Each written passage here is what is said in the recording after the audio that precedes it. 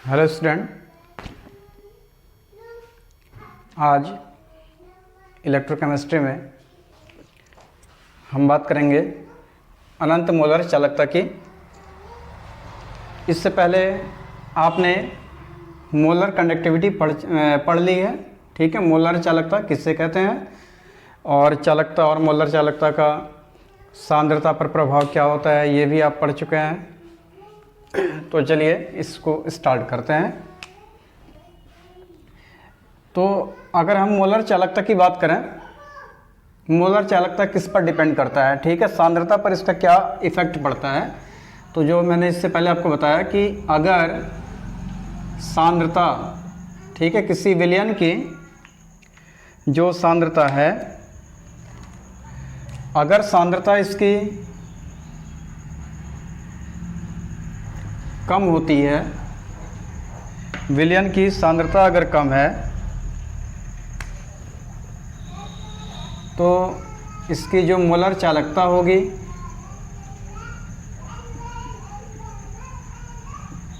वो क्या होती है, आपकी बढ़ती है। क्योंकि जो मोलर चालकता है वो किस पर डिपेंड करती है, आयतन पर।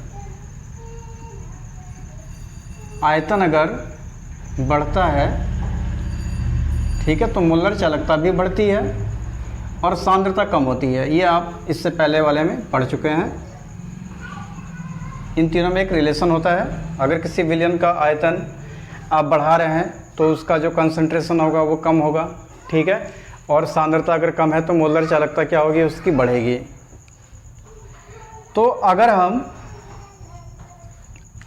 बढ़ाते बढ़ाते आयतन को अगर आप बढ़ा रहे हैं, ठीक है, और बढ़ाते बढ़ाते हम जो इसका आयतन है वो अगर मैक्सिमम कर दें, इनफाइनाइट कर देते हैं, ठीक है, सपोज दैट भी आपका क्या हो जाए, इनफाइनाइट हो जाए, तो उस कंडीशन में जो कंसंट्रेशन होगा C, ये क्या होगा, क्योंकि यहाँ पर देखो आप, यहाँ क्या हो रहा है, वॉल्यूम बढ़ रहा है तो कंसंट्रेशन कम हो रहा है, मतलब व्युत्क्रम हो रहा है ना, व्युत्क्रमानुपाती हैं ये दोनों, एक दूसरे के व्युत्क्रमानुपाती हैं। तो अगर भी आपका इनफाइनाइट है तो C वहाँ पर क्या हो जाएगा, 1/इनफाइनाइट, मीन्स क्या, 0 के बराबर, ठीक है। तो वहाँ पर सांद्रता क्या होगी, आपकी 0 होगी। व्हेन भी इनफाइनाइट देन C = 0, और यहाँ पर जो मोलर चालकता होगी अर्थात डेल्टा M, वो आपको यहाँ पर मैक्सिमम देखने को मिलेगा, इनफाइनाइट देखने को मिलेगा, ठीक है।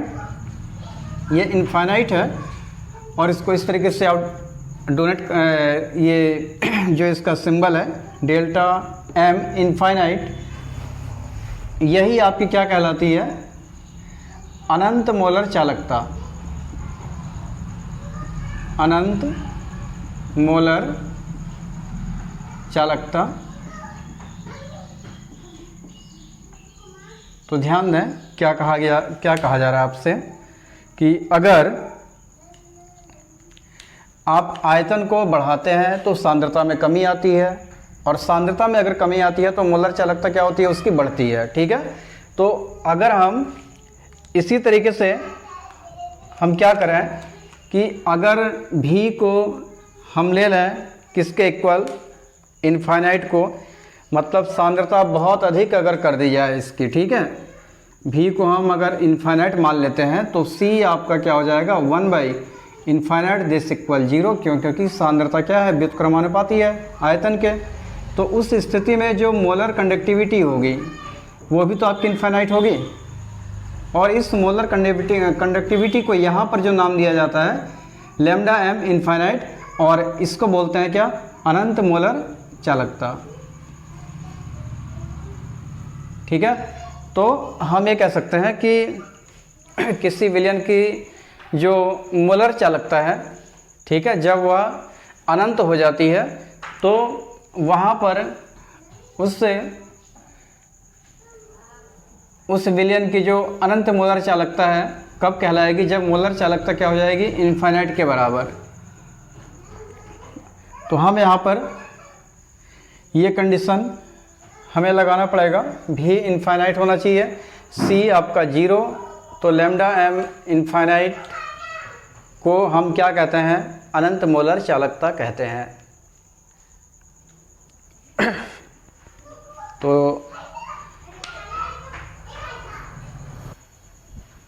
तो हम यहाँ पर लिख सकते हैं इसको, अगर डिफाइन करें हम, और हाँ यहाँ पर इनफाइनाइट के जगह पे आप एक चीज़ लिख सकते हैं कि मैक्सिमम, यहाँ पर जो लैम्डा m मिलेगा मैक्सिमम मिलेगा, ठीक है।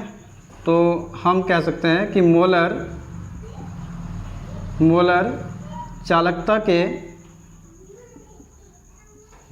चालकता अर्थात डेल्टा m के अधिकतम मान को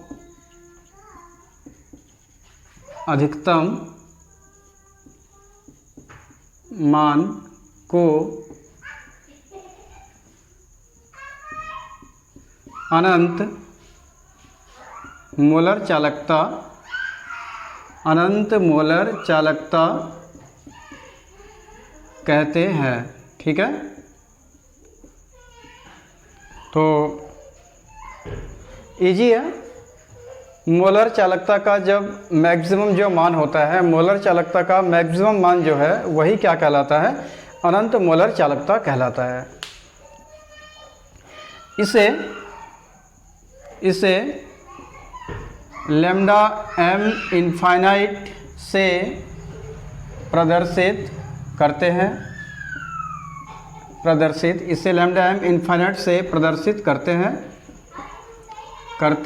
हैं, ठीक है।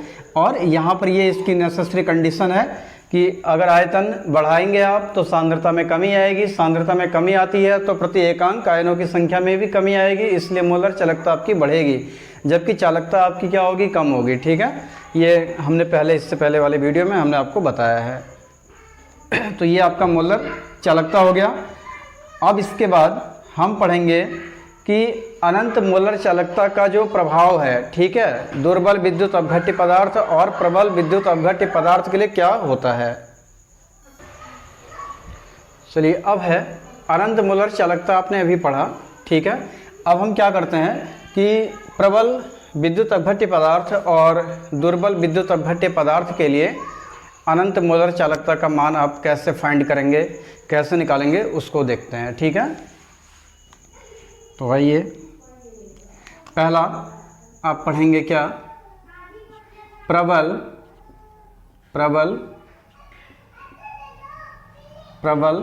वैद्युत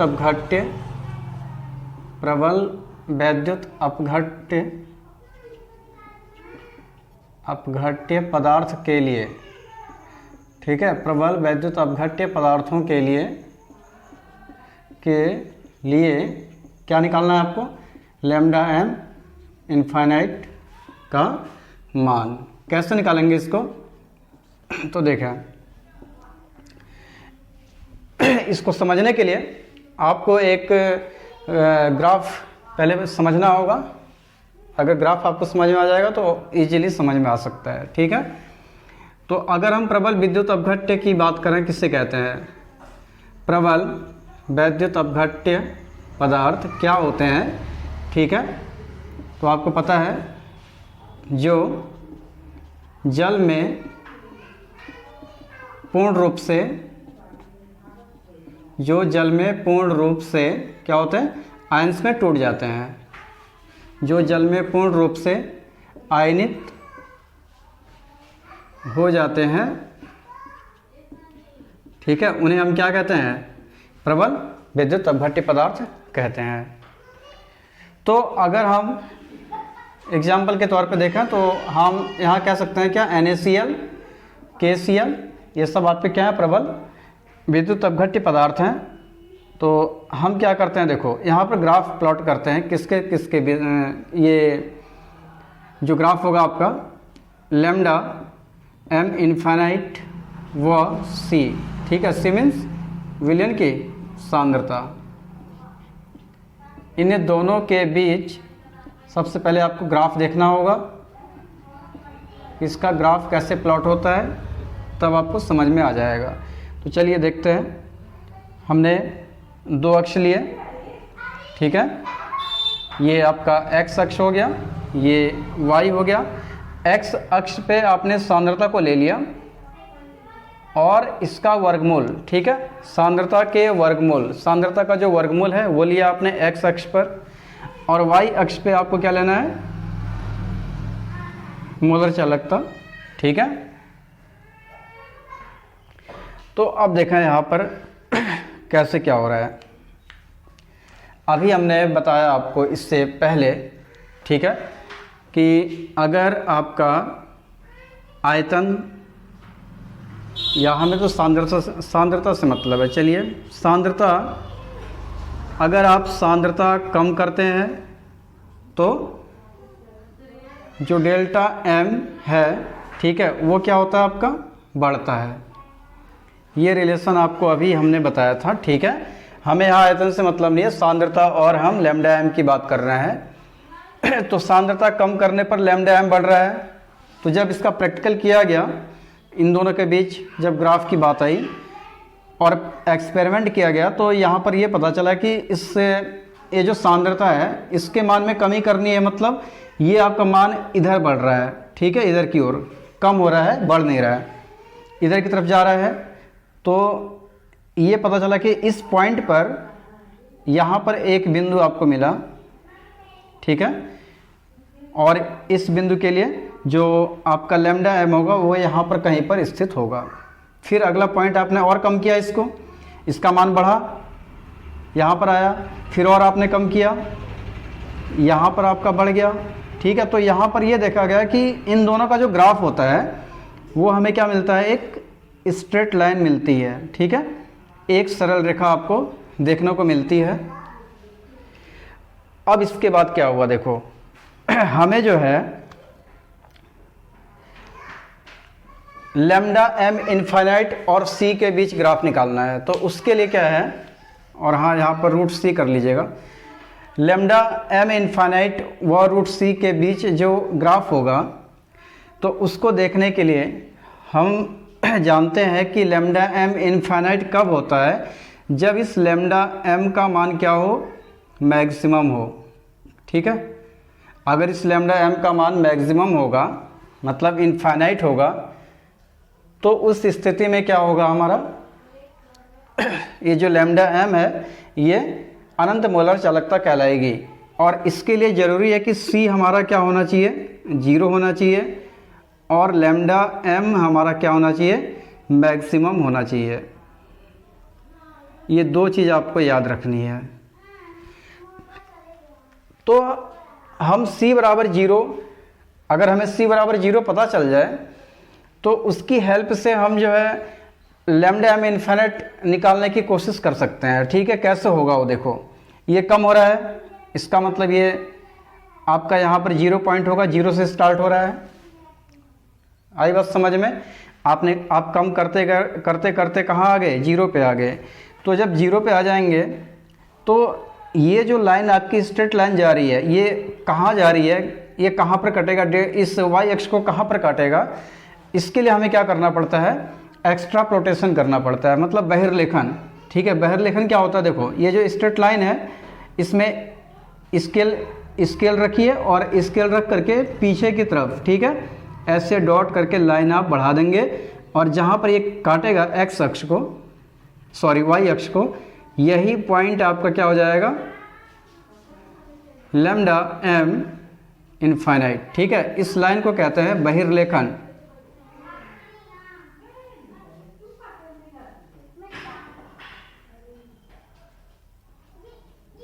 बहिर्लेखन, ठीक है, या इंग्लिश में इसको एक्स्ट्रा प्लोटेशन बोला जाता है, ठीक है, एक्स्ट्रा प्लोटेशन, ठीक है। पीछे की तरफ हम बढ़ा रहे हैं इसको स्केल की हेल्प से, तो जहाँ पर ये काटेगा, ये लाइन जहाँ पर इस y अक्ष को काटेगी, वही आपका क्या हो जाएगा, लैम्डा m इनफाइनाइट हो जाएगा। तो यहाँ से हम आसानी से प्रबल विद्युत अपघट्य के लिए लैम्डा m इनफाइनाइट का मान निकाल सकते हैं, बहुत इजी, ठीक है।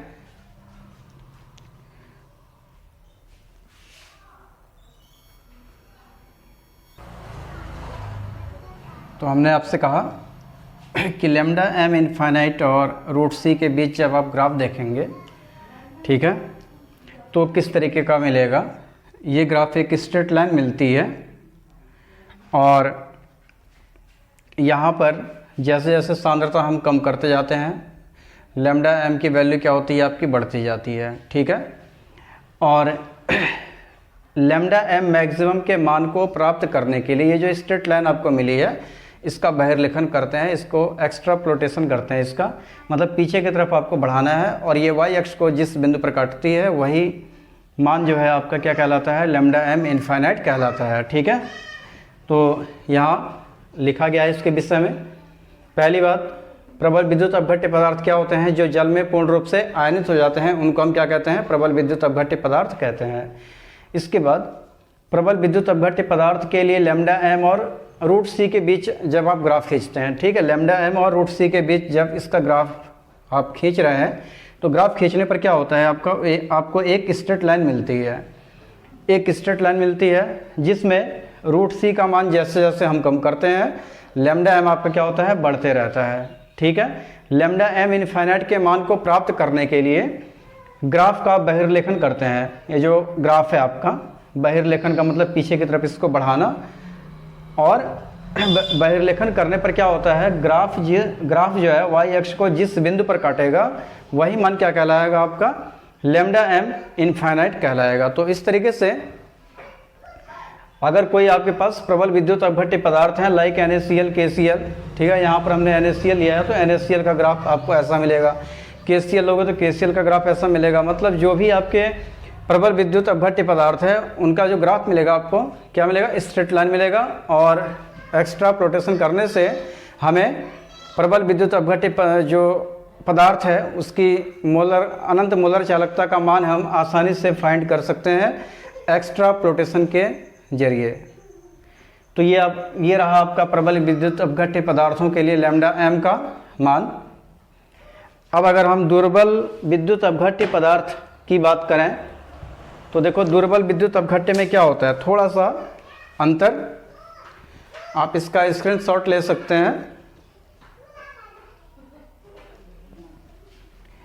अब देखिए दुर्बल विद्युत अपघट्य पदार्थ, ये आपका प्रबल है। अगर हम दुर्बल विद्युत अपघट्य को देखें, दुर्बल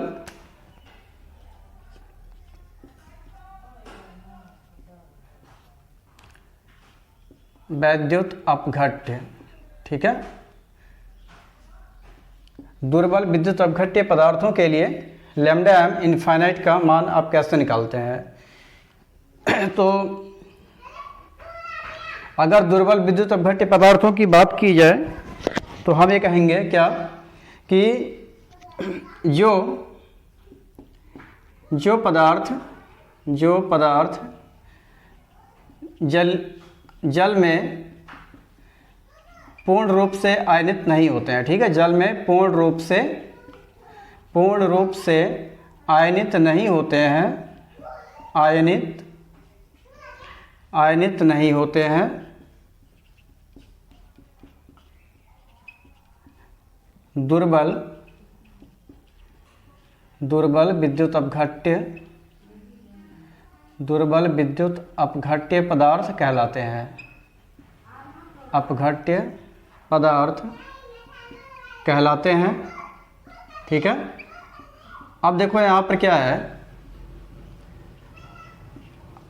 अगर हम एग्जाम्पल की बात करें तो जैसे एसिटिक एसिड है CH3COOH, ठीक है, तो जब इसको आप जल में डालते हैं तो क्या होता है, आयंस में तो टूटता है CH3COO माइनस प्लस H+आयन बनाएगा, ठीक है। लेकिन जल में अगर इसके मान लो इसके 100 मोल है, आपके जल में इसके 100 मोल है, तो 100 के 100 मोल जो है इसके आयंस के रूप में नहीं टूटते हैं। हो सकता है 50 या 60 जो है आयंस में टूट जाए, बाकी आपका आयंस में नहीं टूटता है, वैसे ही रहता है, ठीक है। तो ये आपके दुर्बल विद्युत अपघट्य पदार्थ कहलाते हैं। अब इनका मान हम कैसे निकालते हैं, ठीक है, इसके लिए मतलब दुर्बल विद्युत अपघट्य पदार्थ के लिए हम लेमडा एम कैसे फाइंड करते हैं, तो इसके लिए देखो, जब हम इसके लिए ग्राफ खींचते हैं, ठीक है, लैम्डा एम व रूट सी के बीच जब यहाँ पर ग्राफ हम खींचते हैं तो हमें ग्राफ कैसा मिलता है। ये आपका एक्स अक्ष है, ये वाई है, सेम वही लैम्डा एम आपका यहाँ रहा, और ये आपका रूट सी है। रूट सी के वैल्यू को कम करना है आपको, ठीक है। तो जब ये प्रैक्टिकल किया गया तो ये पाया गया कि इसका जो ग्राफ है, जैसे जैसे हम सांद्रता कम करते हैं तो क्या होता है, लैम्डा एम का जो मान है वो क्या होता है आपका, बढ़ते रहता है, ठीक है। लेकिन यहाँ पर जो आपको ग्राफ मिलता है स्ट्रेट लाइन नहीं मिलता है, ठीक है। इससे पहले जैसे आपने देखा उसमें क्या था, एक सरल रेखा थी, इसमें आपको जो ग्राफ मिलता है वो सरल रेखा ना मिल करके इस टाइप से मिलता है, ठीक। तो ये ग्राफ है किसके लिए, मान लीजिए CH3COOH का ग्राफ आपका इस तरीके से देखने को मिलेगा। और यहाँ पर क्या है देखो, इससे पहले वाले में दिक्कत नहीं थी। इससे पहले वाले में क्या था, आपने एक्स्ट्रा प्लोटेशन किया, अब यहाँ C बराबर 0, यहाँ अब देखो ये सांद्रता है आपकी, C बराबर यहाँ पर 0 आपको मिल जाएगा, ठीक है। ये तो 0 है, लेकिन अगर C बराबर 0 है तो ये जो ग्राफ है आपका, इस ग्राफ को y अक्ष पर काटना चाहिए, तभी उसका मान आप निकाल सकते हैं। लेकिन ये y अक्ष को यहाँ पर नहीं काटेगा, ये ऐसे चलते चलते आपका कहीं मिलेगा नहीं है, ठीक है। अगर आप कितना भी एक्स्ट्रा प्लोटेशन इसका कर दो तो ये सीधे ऐसे चलते हुए जाएगा। मतलब इसका जो बहिर्लेखन है, ठीक है, बहिर्लेखन संभव नहीं है। पहली चीज़ तो ये आप ये याद रखेंगे, बहिर्लेखन संभव नहीं है। इसका एक्स्ट्रा प्लोटेशन आप नहीं कर सकते हैं। अगर एक्स्ट्रा प्लोटेशन नहीं कर सकते हैं तो आखिर ये जो दुर्बल विद्युत अपघट्य पदार्थ हैं, इनके लिए लैम्डा एम इनफाइनाइट का मान हम कैसे निकालेंगे। तो इसके लिए आता है एक हमारा नया नियम, ठीक है, और वो नियम है आपका कोलराउस का नियम, ठीक है। कोलराउस का नियम अब हम ये पढ़ेंगे, जो कि वेरी मोस्ट इम्पॉर्टेंट है फॉर बोर्ड एग्जाम। तो ध्यान दें, दुर्बल और प्रबल में, ठीक है, प्रबल विद्युत अपघट्य जो पदार्थ हैं, ठीक है, उनके लिए जो अनंत मुलर चालकता है उसका मान निकालना आसान है, आसानी से आप निकाल सकते हैं, ठीक है, एक्स्ट्रा प्लोटेशन के जरिए। जबकि दुर्बल विद्युत अपघट्य जो पदार्थ होते हैं उनका हम बहिर्लेखन नहीं कर सकते हैं, और उनका अगर बहिर्लेखन संभव नहीं है तो ये ग्राफ y अक्ष को किसी बिंदु पर नहीं काटेगा, जिससे कि हमें लैम्डा एम इनफाइनाइट का मान नहीं मिल पाएगा। तो दुर्बल विद्युत अपघट्य पदार्थों के लिए लैम्डा एम इनफाइनाइट का मान हम कैसे निकालेंगे, कोलराउस के नियम से, ठीक है। तो हम अब पढ़ने जा रहे हैं कोलराउस लॉ, कोलराउस का नियम।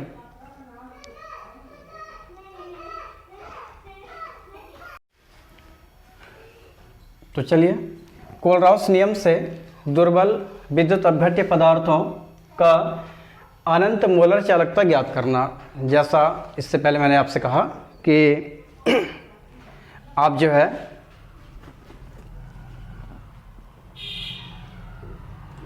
अनंत मोलर चालकता विद्युत अपघट्य पदार्थों की निकाल सकते हैं, ठीक है। लेकिन अगर दुर्बल विद्युत अपघट्य पदार्थ आपको दिए हों तो उनकी जो मोलर चालकता है वो कैसे ज्ञात करेंगे। तो अभी मैंने दोनों का ग्राफ आपको बताया, ठीक है। प्रबल विद्युत अपघट्य पदार्थ का जो ग्राफ है वो आपका एक स्ट्रेट लाइन होती है, सरल रेखा होती है, और सरल रेखा का जो सरल रेखा है आपकी, अगर उसका आप एक्स्ट्रा प्लोटेशन करते हैं, उसका बहिर्लेखन करते हैं, तो हमें y अक्ष पर जो बिंदु मिलता है या जो मान मिलता है वही हमारा लैम्डा एम इनफाइनाइट होता है। लेकिन जब हम दुर्बल विद्युत अपघट्य पदार्थों का दुर्बल विद्युत अपघट्य पदार्थों का ग्राफ खींचते हैं तो ये आपको स्ट्रेट लाइन नहीं मिलती है, ठीक है। और स्ट्रेट लाइन नहीं मिलने से इसका हम बहिर्लेखन भी नहीं कर सकते हैं, और बहिर्लेखन जब नहीं हो पाएगा तो ग्राफ y अक्ष को नहीं काटेगा किसी बिंदु पर, जिससे कि हम लैम्डा एम इनफाइनाइट दुर्बल विद्युत अपघट्य पदार्थों के लिए नहीं निकाल सकते हैं, इसलिए दुर्बल विद्युत अपघट्य पदार्थों के लिए कोलराउस का नियम आया। तो कोलराउस का नियम क्या है, पहले इसको जरा समझते हैं, ठीक है। तो पहले एक उदाहरण हम ले रहे हैं, उसके बाद आपको क्लियर समझ में आ जाएगा। तो देखिए यहाँ पर एक दुर्बल विद्युत अपघट्य पदार्थ मैं ले रहा हूँ, दुर्बल विद्युत अपघट्य पदार्थ, और वो दुर्बल विद्युत अपघट्य क्या है, CH3COOH, ठीक है। अभी आपको मैंने बताया भी था एसिटिक एसिड क्या है, एक दुर्बल अम्ल है, दुर्बल विद्युत अपघट्य पदार्थ है। अब देखो अगर इसका हम अनंत मोलर चालकता, जैसे हमने लिखा इसको लैम्डा एम इनफाइनाइट CH3COOH, इसका मतलब ये हुआ कि एसिटिक एसिड की अनंत मोलर चालकता आपको कैलकुलेट करनी है, ठीक है। इसका मान आपको ज्ञात करना है कि CH3COOH एसिटिक एसिड की अनंत मोलर चालकता कितनी होगी। तो इसके लिए हम क्या करते हैं, सबसे पहले ये जो लैम्डा एम इनफाइनाइट है, ये एसिटिक एसिड की अनंत मोलर चालकता है। तो जब एसिटिक एसिड आयंस में टूटेगा तो ये minus CH3COO minus acetate ion और H+ आयन बनाता है। तो हम इसको ऐसे लिख सकते हैं, ठीक है, lambda M infinite CH3COO minus plus lambda M infinite H+। मान लीजिए ये आपका इक्वेशन फर्स्ट हो गया। अब यहाँ पर देखो क्या होता है, अगर आप किसी दुर्बल विद्युत अपघट्य पदार्थ की अनंत मोलर चालकता ज्ञात करते हैं तो उसके लिए हमें 2 या 3 प्रबल विद्युत अपघट्य पदार्थ की अनंत मोलर चालकता मालूम होनी चाहिए, तभी हम निकाल सकते हैं। मतलब ये है कहने का कि प्रबल विद्युत अपघट्य पदार्थों की हेल्प से ही हम दुर्बल विद्युत अपघट्य पदार्थों की मोलर चालकता, अनंत मोलर चालकता की गणना हम कर सकते हैं। तो मान लीजिए यहाँ पर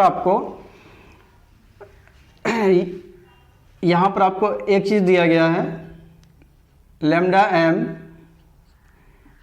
CH3COONA, ठीक है।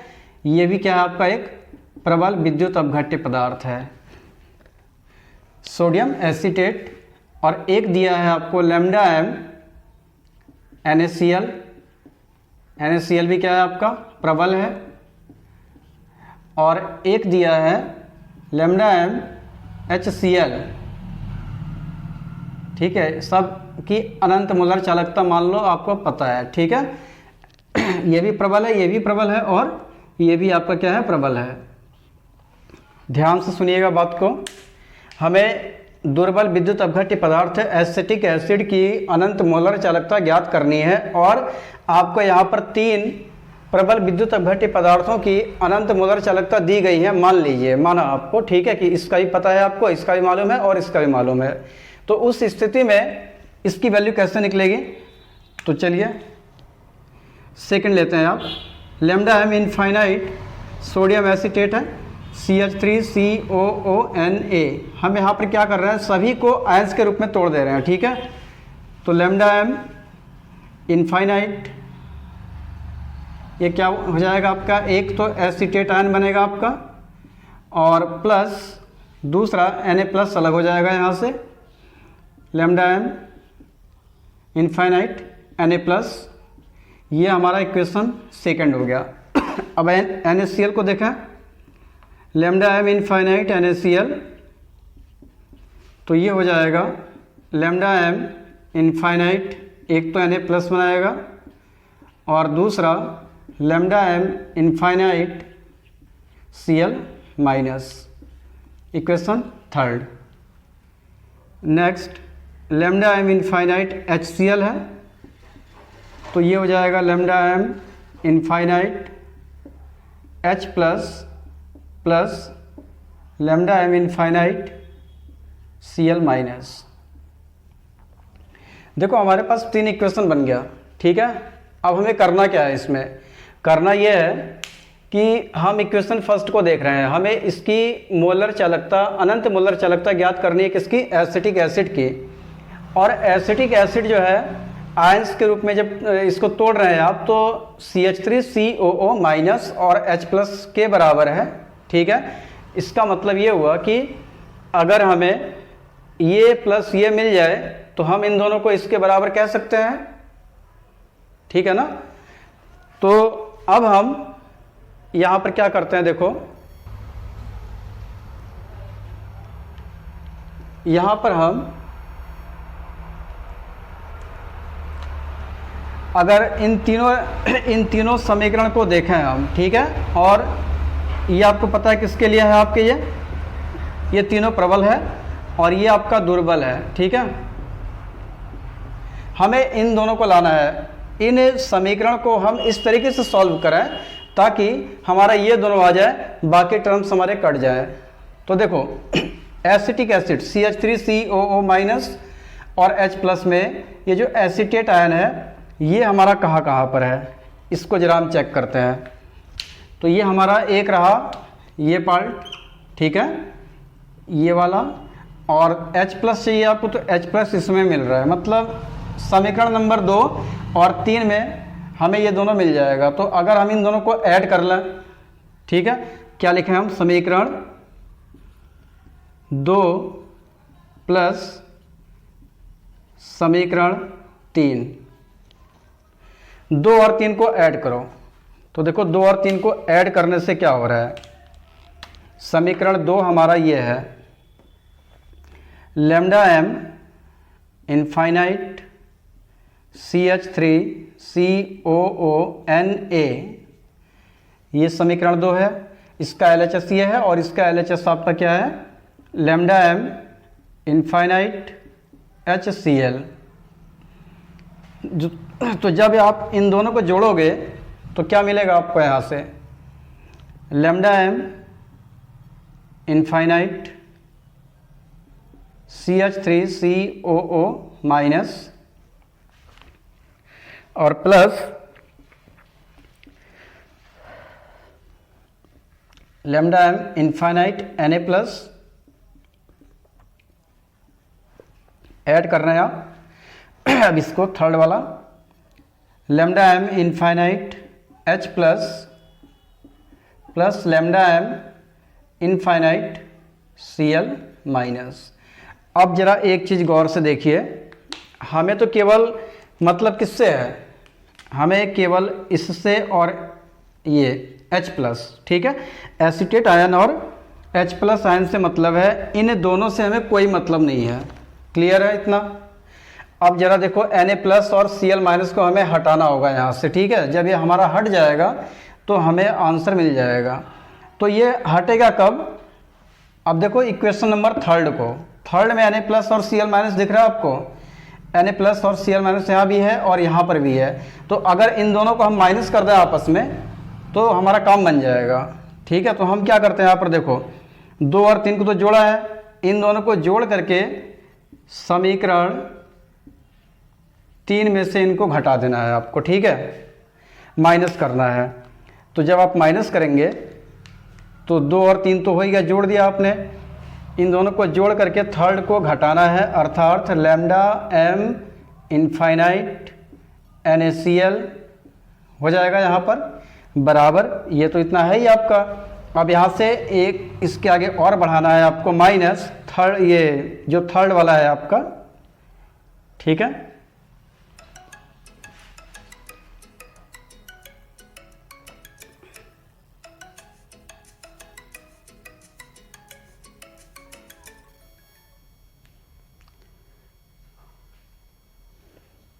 तो यहाँ से सॉरी, यहाँ समीकरण थर्ड मैंने लिख दिया, थर्ड नहीं बल्कि कौन सा है ये,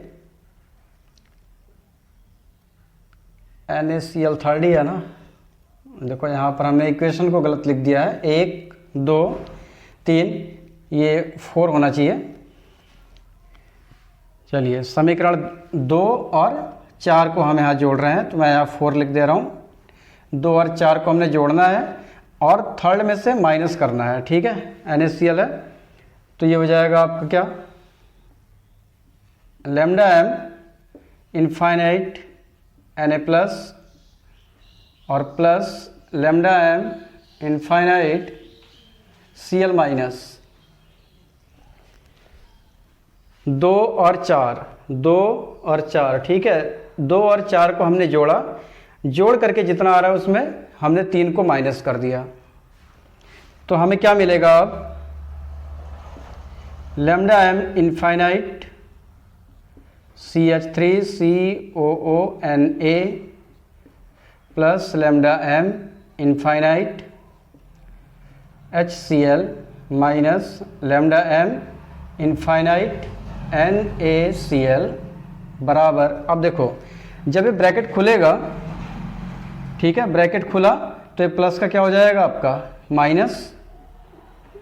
अब यहाँ से क्या मिलेगा आपको? देखो Na प्लस और Na प्लस, ये प्लस है माइनस से कैंसिल होगा और Cl माइनस प्लस में है, Cl माइनस माइनस में है, दोनों कैंसिल, तो आपको मिला lambda M infinite CH3COO minus plus lambda M infinite क्या H प्लस, इतना मिल गया। अब जरा देखो इस पूरे हिस्से को आप क्या लिख सकते हो समीकरण 1 से? ये लेमडा एम इनफाइनाइट CH3COOH जो है किसके बराबर है? इन तीनों के, ठीक है, ये प्लस ये और माइनस ये, तो हम यहाँ लिख सकते हैं lambda M infinite CH3COONA plus lambda M infinite HCl minus lambda M infinite और NaCl। तो कहने का मतलब है कि अगर हमें कोई 3 विद्युत अपघट्य पदार्थ दिए हों, ठीक है, और उनकी मोलर चालकता आपको पता हो, तो उसकी हेल्प से हम किसी भी दुर्बल विद्युत अपघट्य पदार्थ की अनंत मोलर चालकता ज्ञात कर सकते हैं।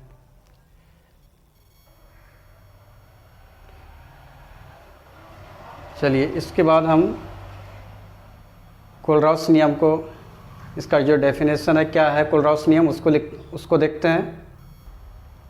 तो ये इसकी डेफिनेशन हो गई आपकी।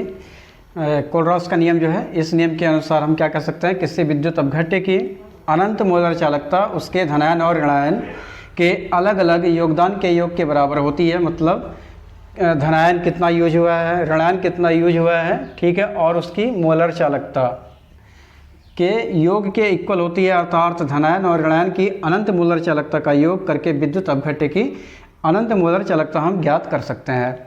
अब देखो जैसे मान लो कि लेमडा एम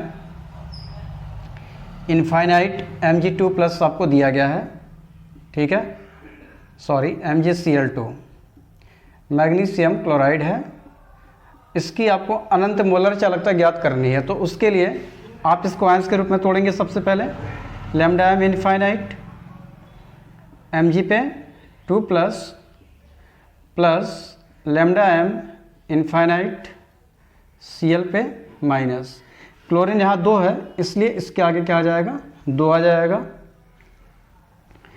ऐसे ही लेमडा एम इनफाइनाइट Na2CO3 है मान लीजिए, ठीक है, सोडियम कार्बोनेट है, तो हम इसको क्या लिखेंगे, लेमडा एम इनफाइनाइट Na पे प्लस में टूटेगा और लेमडा एम इनफाइनाइट किस में टूटेगा, CO3 पे 2 नेगेटिव।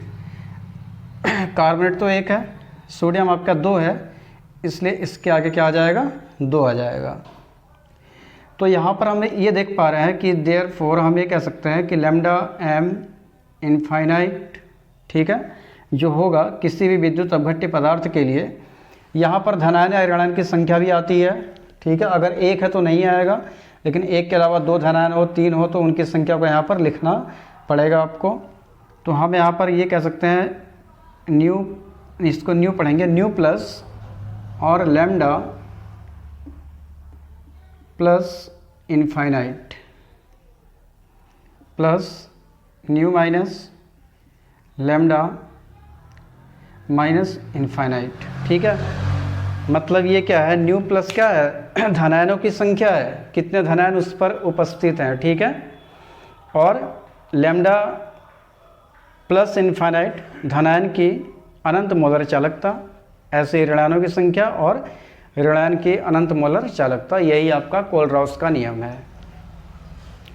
तो आज ये टॉपिक समाप्त होता है यहाँ पर, नेक्स्ट हम लेंगे अगले वीडियो में। Okay student.